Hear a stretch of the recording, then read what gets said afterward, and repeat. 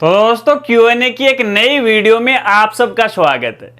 जिन साथियों ने हैशटैग बोलो राजगुर्जे के साथ मुझसे सवाल पूछे हैं, उन्हीं सवालों के जवाब इस वीडियो में देने वाला हूं। नमस्कार साथियों, मैं हूं आपका अपना साथी राजगुर्जे। तो चलिए दोस्तों, आपके सवालों का सिलसिला शुरू कर लेते हैं। और इसके लिए मैंने मेरा मोबाइल है वो भी हाथ में ले लिया, और आज सवाल बहुत ज़्यादा हैं तो जल्दी जल्दी आपके सवालों के जवाब देने की कोशिश करूंगा। और आज के हमारे पहले साथी हैं जिनका नाम है SVM, और इनका सवाल यह है, सर आपसे मिलना हो तो हम कहां आ सकते हैं, क्योंकि मैं नारनौल तक आना जाना रहता है, तो मिलना हो जाता आपसे, क्योंकि आपकी वजह से बहुत हेल्प होती है, तो मिलकर धन्यवाद दे सके। तो SVM भाई साहब, सबसे पहले तो आपको है बहुत बहुत धन्यवाद। बस आपका प्यार और सपोर्ट मेरे ऊपर इसी तरह से वो बनाएगा। रही बात यहाँ पे मिलने की, देखिए मैं तो झुंझुनू डिस्ट्रिक्ट का यहाँ पे रहने वाला हूँ, और जो नारनौल है मेरे से तकरीबन 30-40 किलोमीटर दूरी पे है। हालांकि देखिए बहुत सारे साथियों के लगातार मेरे पास मैसेज भी आते हैं मिलने को लेके, तो देखिए सभी साथियों को है मिलने का मौका दिया जाएगा। अभी तो देखिए मेरा एक ये छोटा सा रूम है, इसी के अंदर मैं वीडियो है आपके लिए बना लेता हूँ। हमारा जल्द ही जो स्टूडियो है वो तैयार होने वाला है, और जब वो कंप्लीट हो जाएगा ना, फिर मिलना सिलना है ये सब है वो जारी हो जाएगा। इनवाइट भी करेंगे आपको, काफ़ी सारे जो ऑफिसर हैं उनको भी है पॉडकास्ट के लिए बुलाएंगे, तो इसके लिए आप थोड़ा सा वो वेट कीजिएगा, जरूर आपको सूचना है वो दी जाएगी। और एक बार फिर से आपको है दिल से धन्यवाद। चलिए अगले साथी का सवाल लेते हैं, और पूछने वाले हैं राजकुमार पुरोहित। और राजकुमार पुरोहित जी ने बहुत बड़ा सवाल है वो लिखा है, मैं आपको स्क्रीन पर वो दिखा देता हूं और जल्दी से पढ़ने की कोशिश करता हूं। सर जी को मेरा नमस्कार। जी आपको भी नमस्कार। इस वर्ष आरटी में प्रवेश कम हुए हैं, क्योंकि प्रवेश आयु के अनुसार हुए तो भी जितने गैर आरटी के आधार पर कुछ निःशुल्क बच्चों के एडमिशन हुए हैं, और अभिभावक फीस भी दे रहे हैं। फीस जितनी आ जाए उतनी ही ले लेते हैं, इससे लेकर विवाद पैदा न हो ऐसा अवसर नहीं आने देते। जब बच्चा फर्स्ट कक्षा में आ जाएगा तब उनकी फीस नहीं लगेगी, ऐसा अभिभावक भी समझ जाते हैं। कुल मिलाकर जो सही है वो करे, अनुचित तरीका न अपनाए। स्कूल वालों को लोभ लालच वाली प्रवृत्ति से बचना चाहिए। अगर कोई आरटी के पैसों के भरोसे ही आस लगाकर बैठा है तो उसे तुरंत अपना स्कूल बंद कर देना चाहिए। धन्यवाद। जय श्री सांवड़िया सेठ की। राजकुमार पुरोहित, बेंगू, चित्तौड़गढ़। तो जय श्री सांवड़िया सेठ की। तो पुरोहित साहब देखिए, आपका ये जो कहने का जो तरीका है, आपने जो बातें कही हैं वो दिल को वो छू गई। बस इसी तरह के हमारे स्कूल साथियों की मुझे आवश्यकता है, क्योंकि देखिए ईमानदारी के साथ हम जब काम करेंगे तो देश में शिक्षा का विकास होगा। लोगों ने आजकल शिक्षा को अपना धंधा बना लिया है, बिजनेस बना लिया। देखिए इनकम और कमाई करना जरूरी है, इसके बगैर हमारा घर परिवार नहीं चलता है। मैं इसका विरोधी नहीं हूं। विरोध इस बात का है कि जिस काम के लिए बच्चों का कोई दोष नहीं है, अभिभावकों का कोई दोष नहीं है, उनके साथ आप एक मामूली से पैसे के लिए लड़ाई झगड़े पे उतर आते हो, आपसे व्यवहार आप खराब करते हो। बात रही यहाँ पे आरटी वाले पैसों की, आरटी वाले बच्चों की, तो देखिए इन बच्चों से हमारे स्कूल का गुजारा कतई नहीं होता है। अगर ऐसा होता तो आज भी आपको पता है साल 1.5 साल के पैसे अटके हुए हैं, तो आपके स्कूल तो वैसे ही बंद हो जाने चाहिए। तो आपका ये जो विचार है मुझे बहुत अच्छा लगा, और इनकी तरफ से मैं सभी स्कूल साथियों को कहना चाहूंगा, आप भी देखिए अपने दिमाग में इस तरह के विचार है वो घुसा लीजिएगा, ताकि देश में शिक्षा का विकास हो सके। शिक्षा देना इस धरती पे सबसे बड़ा धर्म है। देखिए ईश्वर ने इंसान को बुद्धि दी है, हालांकि केवल इंसान को बुद्धि नहीं दी है, बुद्धि तो सभी जानवरों को दी है, लेकिन अन्य जानवरों की तुलना में इंसान को बुद्धि सबसे ज्यादा दी है। लेकिन इतनी ज्यादा बुद्धि होने के बावजूद ये जो इंसान है बड़ा ही स्वार्थी हो गया है। देखिए एक बात और मैं आपको कहना चाहूंगा, ये जो पशु पक्षी जानवर है ना, ईश्वर ने इनको जितनी बुद्धि दी है उसी के मुताबिक वो काम करते हैं, उससे आगे नहीं करते हैं, नहीं बढ़ते हैं। जैसे एग्जाम्पल के लिए अपन गाय भैंस की बात कर लेते हैं, अपन उसको चारा डालते हैं, ठीक है, तो वो चारा बड़ी खुशी से खाती है। अगर उसके आगे अपन सोना डाल दें तो क्या वो खा जाएगा? और ये जो इंसान है ना, वो तो उसके पेट में पचता नहीं है, अन्यथा उसको भी खा जाए, ऐसे करता रहता है, ऐसे करता रहता है। तो खैर कोई बात नहीं, सभी स्कूल साथियों से निवेदन है कि इन आरटी एडमिशन को लेके आपसी झगड़े मत कीजिएगा। सभी अभिभावकों को है समझाएगा, अभिभावक भी समझने के लिए तैयार हैं। आप उनसे हाथ जोड़ के रिक्वेस्ट करो ना, तू तड़ाक पे क्यों आते हो आप। खैर कोई बात नहीं, मुद्दा बड़ा है, एक दिन नई वीडियो बनाएंगे इस टॉपिक पे और पूरी और बातें वो करेंगे। अगले साथी का सवाल लेते हैं। राज कुमार जी को बहुत बहुत धन्यवाद देना चाहूंगा। आप भी अपने एरिया में है इस तरह के स्कूल वालों के साथ विचार विमर्श कीजिएगा और लोगों को वो समझाएगा। चलिए अगले साथी का सवाल लेते हैं और पूछने वाले हैं AK खान। इनका सवाल यह है, प्रियदर्शनी योजना की लिस्ट डाल दो। हाँ, ये जो सवाल है बहुत सारे स्टूडेंट, बालक बालिकाओं ने, अभिभावकों ने, स्कूल साथियों ने मेरे से पूछा है कि सर लिस्ट डाल दो, लिस्ट डाल दो, क्योंकि वीडियो बनाई थी कि भैया लिस्ट मेरे पास आ चुकी है ऑल ओवर राजस्थान की। अब देखिए उस लिस्ट को मैं पब्लिक नहीं कर सकता कि PDF फाइल बना के मैं पब्लिक कर दूं, क्योंकि यहां पे देखिए कुछ गोपनीय बातें भी होती हैं, तो इस चीज को आप समझिएगा। लेकिन आपकी सुविधा के लिए हमने हमारी साइट पे है सेटअप कर दिया है, ठीक है ना। और सेटअप में थोड़ी सी खामियां मुझे नजर आ रही हैं, शायद 1 या 2 दिन के अंदर मैं कर दूंगा। तो वहां पे कैंडिडेट क्या करेगा, अपना रोल नंबर डालेगा, रोल नंबर डालते ही उसका नाम है वहां पे आ जाएगा। जिन कैंडिडेट का नाम आ रहा है वो इस अवार्ड के लिए पात्र हैं, ठीक है ना। तो आप थोड़ा सा वेट कीजिएगा, 1-2 दिन के बाद आपको अपडेट की जानकारी दे दूंगा। चलिए अगले साथी का सवाल लेते हैं और पूछने वाले हैं जिया सैनी। इनका सवाल यह है, सर जी नमस्ते। जी नमस्कार। एक बात मैं सभी ऑडियंस से कहना चाहूंगा, देखिएगा जब भी आप कमेंट करो ना तो छोटा तो कमेंट लिखा करो, और ये नमस्कार हाय हेलो है ये मत लिखा करो, इससे फालतू में टाइम वेस्ट होता है।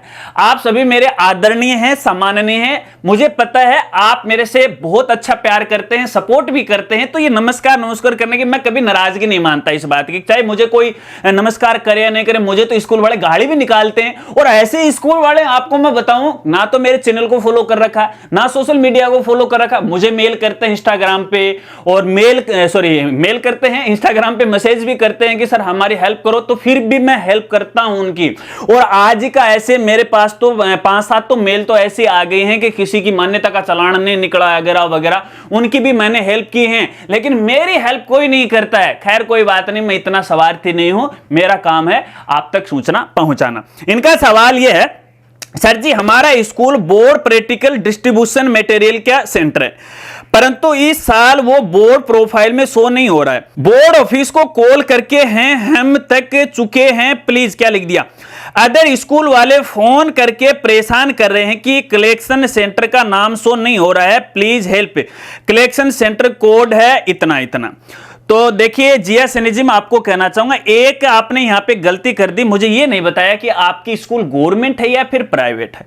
खैर कोई बात नहीं, दोनों को आधार मानते हुए जानकारी मैं दे रहा हूं। देखिए कई बार क्या होता है कि टेक्निकल इश्यू होता है, अगर आपकी प्राइवेट स्कूल है तो शायद बोर्ड ने इस साल हटा दिया होगा आपको बगैर कोई सूचना दिए हुए। एक बात तो यह प्राइवेट वालों के लिए। अगर आपकी गवर्नमेंट स्कूल है और फिर भी यहां पे नाम शो नहीं हो रहा है, तो ये कोई ना कोई टेक्निकल खामी यहां पे मुझे लग रही है। हालांकि आपने काफी देरी कर दी, अन्यथा इस बात का निचोड़ मैं निकलवा के वो दे सकता था, लेकिन फिर भी आप ऐसा कीजिएगा, अगर आपने बोर्ड को सूचित कर दिया है किसी प्रकार का कोई समाधान नहीं हो रहा है, तो आप एक बार है मेरे नाम से एक लेटर लिख दीजिएगा, ठीक है, और साथ में बोर्ड के नाम से भी लेटर लिख दीजिएगा। क्या लिखोगे, सेवा में श्रीमान माध्यमिक सचिव, सेवा में श्रीमान सचिव महोदय माध्यमिक शिक्षा बोर्ड अजमेर, विषय में लिख दीजिएगा अपना सेंटर का, फिर अपनी जो भी समस्या लिख दीजिएगा। एक वो लास्ट में प्रतिलिपि में मेरा नाम है वो लिख दीजिएगा, ठीक है ना।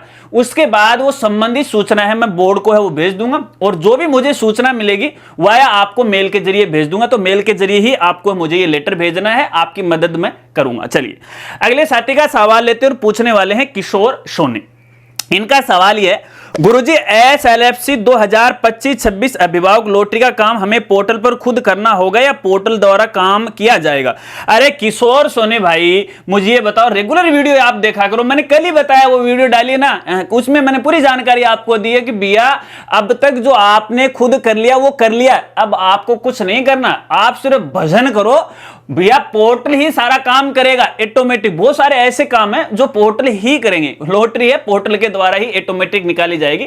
शर्त इतनी है कि आपको ऑफलाइन या ऑनलाइन जो अभिभावकों के आवेदन आए हैं उनकी डेटा एंट्री आपको यहाँ पे करनी पड़ेगी। चलिए अगले साथी का सवाल लेते हैं और पूछने वाले हैं दास व्लॉग। इनका सवाल यह है, नमस्ते सर जी नमस्कार, SLFC में पेरेंट्स लॉटरी निकालने के बाद हम टीचर एंट्री नहीं कर पा रहे हैं, प्लीज हेल्प करें ताकि हम टीचर्स एंट्री SLFC में कर सके। तो दास व्लॉग की तरह देखिए बहुत सारे स्कूल साथियों की ये समस्या आ रही है। हालांकि देखिए पोर्टल तो अनलॉक हुआ था और मैंने भी यहाँ पे डेटा एंट्री करके देखी, उसके बाद ही मैंने आपको यहाँ पे वो जानकारी दी थी। अब कुछ साथियों की शिकायत मिल रही है कि यहाँ पे डेटा एंट्री नहीं हो रही है मैनेजमेंट या स्टाफ वाले मेंबर्स की।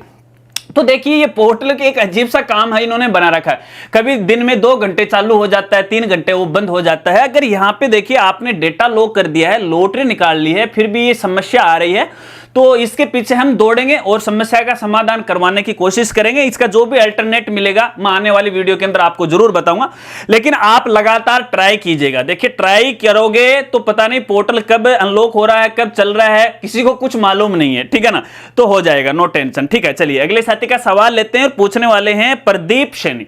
और इनका सवाल यह है, सर मैंने NFSA 2022 अप्रैल में फॉर्म फिल किया था और फिर प्रोटोकॉल बंद हो गया, अब फिर से फॉर्म फिल करना पड़ेगा, पड़ेगा क्या? तो देखिए प्रदीप भाई मैं आपको कहना चाहूंगा, अभी तो फिलहाल जो पुराने वाले हैं जो पहले से ही इस योजना के अंदर जुड़े हुए हैं उनके आवेदन लिए जा रहे हैं। बिल्कुल जो फ्रेश परिवार है ना उनके भी आवेदन शुरू होंगे और मुझे लग रहा है कि इस साल नहीं होंगे, 2025 से होंगे।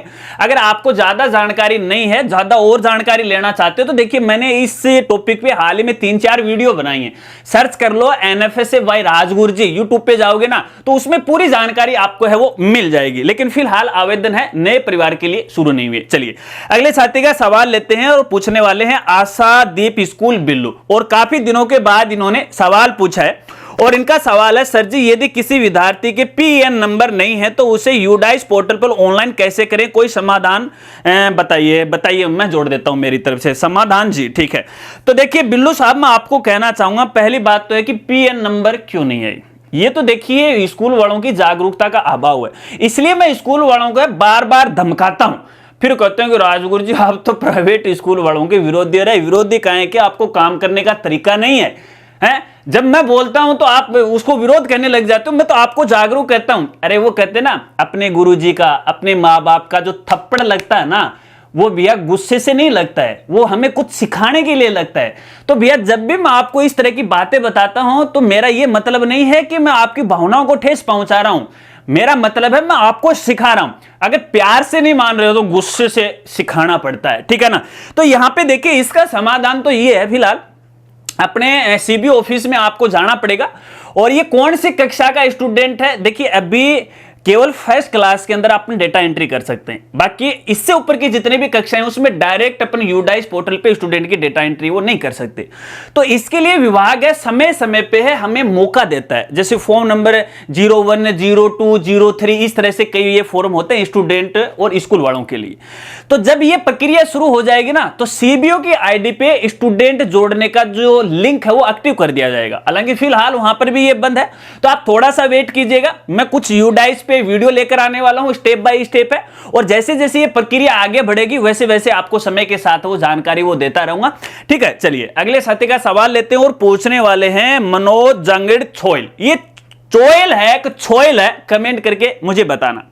इनका सवाल ये है, सर नमस्कार जी नमस्कार, RT 2024-25 में भौतिक सत्यापन में कौन सा इनकम सर्टिफिकेट ले अभिभावक से, थैंक्स।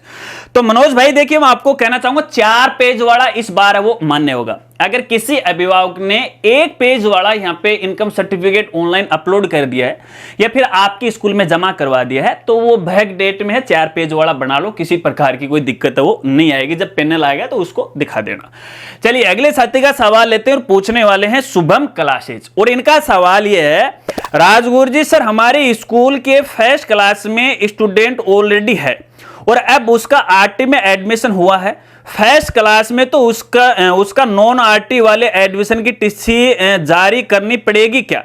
तो शुभम क्लासेज में आपको कहना चाहूंगा, देखिए आप एक तो रेगुलर वीडियो देखा करो। मैं देख पा रहा हूं कि जब हमारे स्कूल साथियों के सामने समस्या आती है तब वो या तो मुझे मेल कर देते हैं या फिर इंस्टाग्राम पे है वो मुझे मैसेज कर देते हैं, फिर भी मैं उनकी मदद करता हूं। तो यहां मुझे मेरे कुछ रूल्स में मुझे चेंज करना पड़ेगा, क्योंकि आप रेगुलर वीडियो देखते हैं। मैं तो आपको ये बोलता हूं कि मेरे लिए रोजाना 15 मिनट है वो निकाल लिया करो, और इन 15 मिनट कोई ज्यादा नहीं होते हैं। इन 15 मिनट में आप इतना सीख जाओगे कि स्कूल से रिलेटेड आपको कोई भी समस्या नहीं आएगी। ये राजगुरु जी का दावा है ना। तो यहां पे देखिए ये बात मैं ऑलरेडी बता चुका हूं, कई बार बता चुका हूं वीडियो के अंदर, लेकिन फिर आपने सवाल पूछा है तो यहां पे बताना लाजमी हो जाता है। तो देखिए अगर कोई ऐसा बालक है जो आपके स्कूल में पहले से नॉन आरटी का अब आरटी में एडमिशन हो गया, तो पहली बात तो उसकी टीसी जारी करनी है, एक बात। अब यहां पे टीसी जारी करने के बाद देखिए अपने को ऑफलाइन रजिस्टर में भी काम करना होता है, तो वहां पर भी आपको यह हवाला देना पड़ेगा भाई टीसी का कारण क्या काटने का। कारण यही है कि भैया ये जो बच्चा है वो नियमानुसार आरटी में इसका प्रवेश हो गया, इसलिए इस एसआर को है रद्द किया जा रहा है, और इस एसआर के लिए या फिर इस बालक बालिका या इस स्टूडेंट के जो नया जो एसआर है वो फलाना फलाना है। तो ये एक छोटा सा रिमार्क है या छोटी सी लाइन है, वहां पे आप लिख देना, आपको कोई समस्या वो नहीं आएगी। चलिए अगले साथी का सवाल लेते हैं और पूछने वाले हैं शुभम देव स्कूल कलाना है क्या? ठीक है, चलिए इनका सवाल ये है, सर 10th और 12th बोर्ड फॉर्म में 9th और 11th क्लास की डिटेल में बोर्ड का नाम board of secondary education Rajasthan Ajmer डाल सकते हैं क्या? तो शुभम देखिए मैं आपको कहना चाहूंगा जो नॉन बोर्ड क्लास होती है ना 9th और 11th है, वो देखिए अपने स्कूल के होम एग्जाम के द्वारा है उनकी एग्जाम ली जाती है, ठीक है। तो बोर्ड का उनमें कोई लेना देना है वो नहीं होता है, क्योंकि जब भी आप इनकी मार्कशीट देखोगे ना तो बोर्ड का नाम नहीं लिखा जाता है, किसी एक स्कूल का नाम है उनकी मार्कशीट पे वो लिखा जाता है, जैसे आपकी स्कूल आप भी लिखते होंगे। तो यहां पे देखिए जब आप ऑनलाइन फॉर्म भरते हो तो यहां पे आपको स्कूल का नाम ही लिखना है, लेकिन यदि आपने बोर्ड का नाम लिख दिया है तो फिर आपको घबराना नहीं है, टेंशन नहीं लेनी है, चिंता करने की कोई बात नहीं है, पड़ा रहने दीजिएगा। यदि आपने डेटा लॉक कर दिया, अगर आपने डेटा लॉक नहीं किया तो फॉर्म को आप अपडेट कर सकते हो और स्कूल का नाम है वो डाल दीजिएगा, और वैसे भी कोई दिक्कत है वो नहीं आने वाली है। चलिए अगले साथी का सवाल लेते हैं और पूछने वाले हैं नितिन कुमार। इनका सवाल यह है, बीएससी नर्सिंग करने वाली बालिका भी आगे फॉर्म में भरवा सकती हैं क्या कालीबाई भील योजना का, जिन्होंने अभी इसी साल एग्जाम दिया है, आगे कॉलेज मिलने के बाद फॉर्म ओपन होने पर? तो नितिन कुमार देखिए आपको बताना चाहूंगा, स्कूटी योजना के लिए पूछ रहे हैं, हाँ ठीक है भर सकते हैं, किसी प्रकार की कोई दिक्कत नहीं आने वाली। शर्त इतनी सी है कि जो यूनिवर्सिटी वो अपने राजस्थान की होनी चाहिए और रेगुलर उसमें एडमिशन होना चाहिए, ठीक है। जैसे फॉर्म आएंगे आगे आपको जानकारी देता रहूंगा। अगले साथी का सवाल लेते हैं और पूछने वाले हैं तारा कुमावत, और इनका सवाल यह है, सर 2024 में 12वीं कक्षा पास करने वाली छात्राओं के इस योजना में आवेदन कब शुरू होंगे? तो देखिए यहां पे आपको मैं बताना चाहूंगा, ये सवाल बहुत सारे साथियों ने पूछा है, स्टूडेंट ने, बालक बालिकाओं ने, अभिभावकों और स्कूल साथियों ने पूछा है। हालांकि देखिए मैंने हाल ही में स्कूटी योजना को लेकर कल एक वीडियो बनाई थी और उस वीडियो को शायद आपने है पूरा नहीं देखा है। मैं ये कहता हूं कि वीडियो को कंप्लीट देखा करो, कोई भी कमेंट करने की आपको आवश्यकता ही नहीं पड़ेगी। तो उसमें भी मैंने बताया है कि भैया इसको लेके मुझे है वो कमेंट नहीं करे, लेकिन फिर भी आपने कर दिया तो आपको बताना चाहूंगा। देखिए अभी फॉर्म भरना शुरू नहीं हुए, एक बार ये जो पुराने वाले सेशन का काम कंप्लीट हो जाता है विभाग का, जब वो काम कंप्लीट हो जाएगा तो नए फॉर्म भी है वो स्टार्ट हो जाएंगे। जैसे ही अपडेट आएगा, अपडेट की जानकारी आपको यहां पे पक्का देने वाला हूं, चैनल के माध्यम से भी और हमारे जितने भी सोशल मीडिया प्लेटफॉर्म है उनके माध्यम से भी आपको यहां पे मैं जानकारी देने वाला हूं। देखिए पसीना पसीना हो गया, आपके लिए कितनी मेहनत करता हूं, एक लाइक तो वो बनता है, लाइक वो कर दीजिएगा। चलिए अगले साथी का सवाल लेते हैं और पूछने वाले हैं यूजर राम भक्त 01। इनका सवाल यह है, गुरुदेव नमस्ते जी। जी नमस्कार। 10वीं कक्षा के छात्र का नाम परिवर्तन करवाया था, अभी तक अंक तालिका विद्यालय में नहीं आई है, 15 दिन तो हो गए। तो भैया देखिए मैं आपको कहना चाहूंगा, महीना भी लग सकता है, 2 महीना भी लग सकता है, आपको इंतजार के सिवा कुछ करना भी नहीं पड़ेगा, करना ही पड़ेगा और क्या है, क्योंकि ये बोर्ड का काम है, मात्र 15 दिन में काम यहाँ पे नहीं होता है। आप जैसे बहुत सारे साथियों के आवेदन जाते हैं, उनके तहकीकात की जाती है, फिर जाके यहाँ पे है वो मार्कशीट में किसी प्रकार का कोई बदलाव किया जाता है, और इस बीच यदि दस्तावेज में कोई कमी रह जाती है तो आपको नोटिस के द्वारा, मेल के द्वारा है आपको सूचित है वो भी किया जाता है। तो आप वेट कीजिएगा, अगर आपने नियमानुसार दस्तावेज भेजे हैं, कार्रवाई की है तो नाम चेंज होगा, लेकिन टाइम लगेगा, ठीक है, कोई फिक्स नहीं है, महीना 2 महीना 3 महीना भी है वो लग सकते हैं। चलिए लेकिन तकरीबन है यहाँ पे 1 महीने के अंदर अंदर है इस तरह का जो करेक्शन होकर मार्कशीटें वो आ जाती है। अगले साथी का सवाल लेते हैं और पूछने वाले हैं करशन सिंह बाणा, और इनका सवाल यह है, मारो यो सवाल है कि मेरे स्कूल में एक टबरियो है जिसने 8th क्लास 2022 में किसी दूसरी स्कूल से पास की थी और 9th क्लास अपने स्कूल से पास की है। 2024 में और 1 साल को गैप दे दियो और अब 10th में बोर्ड फॉर्म में भरा हुआ है। जब बोर्ड को 8th और 9th के डॉक्यूमेंट भेजा तब कोई गैप कोई भी सर्टिफिकेट साथ भेजना पड़ा सी या कोनी भेजो पड़सी। आपने यो माने बतानो है से आप री घनी घनी मेहरबानी सी, घना घना राम राम सा। तो भैया बाणा साहब आपको भी घना घना राम सा। देखो इतना बड़ा सवाल लिखने की आवश्यकता नहीं है, आप स्कूल साथी हो तो हर चीज को शॉर्ट में है वो आप लिखा करो।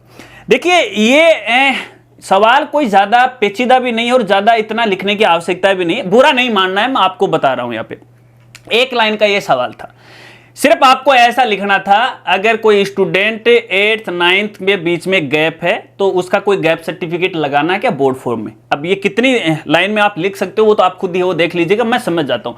अगर आप मुझे आधी लाइन भी लिख के दोगे ना तो मैं पूरा सवाल है आपका मैं समझ जाऊंगा, आप ट्राई करके वो देख लीजिएगा, ठीक है। तो यहां पे देखिए शर्त इतनी है, अगर उसने दोनों ही कक्षाएं पास की और पास की मार्कशीट है 8th और 9th की और बीच में 1-1 साल का गैप है तो किसी प्रकार की कोई दिक्कत यहां पे नहीं आने वाली है। कोई गैप सर्टिफिकेट आपको लगाने की आवश्यकता नहीं है। अगर आपने नहीं लगाया है तो कोई दिक्कत नहीं है, अगर आप लगाना चाहो तो भी कोई दिक्कत यहां पे नहीं है। क्योंकि कई बार ऐसा हो जाता है कि जैसे 1 साल का गैप हो जाता है तो कोई बालक बालिका है, कोई कानूनी मसले में नहीं फंस जाता है, तो वो एक अपनी सेफ्टी के लिए इस प्रकार का शपथ पत्र अपने अभिभावक से ले लेते हैं, ताकि अगर इन द फ्यूचर किसी प्रकार की कोई समस्या आती है तो शायद विभाग या संबंधित कानून के जो लोग हमसे पूछ सकते हैं कि जब 1 साल का यहां पे गैप था तो इसने एक कांड कर दिया तो आपने इसकी जानकारी क्यों नहीं ली। बस इस तरह का ये मसला रहता है, बाकी कोई दिक्कत है यहां पे नहीं आने वाली। चलिए अगले साथी का सवाल लेते हैं और सवाल तो लगभग कंप्लीट हो चुके हैं। आशा रखता हूं आपको अपने सवालों के जवाब मिल गए। यदि आप हमारे जवाब से संतुष्ट हैं तो एक तो कमेंट फिर से कीजिएगा और वीडियो को लाइक कीजिएगा। अगर संतुष्ट नहीं है तो आप कमेंट कीजिएगा। दोनों तरह से नेगेटिव पॉजिटिव जो भी रिस्पॉन्स आप देना चाहते हैं, आपका रिस्पॉन्स मेरे सिर माथे है। और इसके अलावा जो भी साथी चाहते हैं कि आने वाली Q&A वीडियो के अंदर मैं आपके सवाल को शामिल करूं, तो जब भी आप अपना सवाल या कमेंट लिखो ना तो उससे पहले #बोलो राजगुरुजी लिख दिया करो, क्योंकि ये हमारे चैनल की एक टैग है। जब भी हम सवाल को कलेक्ट करते हैं तो चैनल पे हम फिल्टर लगाते हैं, तो जिन्होंने #बोलो राजगुरुजी लिखा है तो उनके कमेंट मुझे दिखाई देते हैं और उनमें जो भी प्यारा और अच्छा है जो सबके हित के लिए है वो कमेंट हम शामिल कर लेता हूं। अगर वीडियो जानकारी आपको अच्छी लगी तो वीडियो को लाइक कीजिएगा, हो सके तो ये जानकारी अपने दोस्तों के साथ या फिर ये वीडियो है जरूर शेयर कीजिएगा। मिलते हैं फ्रेंड्स अगली एक नई वीडियो के साथ, तब तक के लिए जय हिंद जय भारत।